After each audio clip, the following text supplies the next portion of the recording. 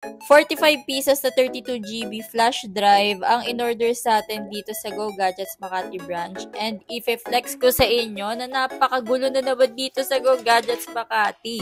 Kasi nga nag-restock na naman tayo. So, meron na naman tayo mga mesh wifi, wifi extender from TP-Link brand. 50 pieces na PC case na naman. Then, mga monitor.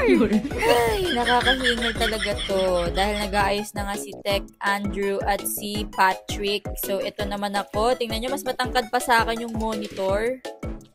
At ito po yung mga CCTV natin. TP-Link tapos CCTV. Restock na rin yan. Nagkakaubusan na kasi. Then, dito naman yung mga access point, mga network CCTV natin, and mga mesh wifi ulit. Nilabas na natin yan sa box para ilagay na sa ating mga display rack. Ayan, meron na rin tayong mga wifi dongle restock para sa mga nagpapa-PC build. Kung kailangan nyo ng wifi dongles, mag-message lang kayo sa page or pwede po rumekta na kayo dito, mag-walk-in kayo guys. Ayan, dami talaga oh. Kita nyo ba yan? Kaya nyo ba makipagsapalaran dito sa Go Gadgets Makati ngayon? Arat na guys, arat na!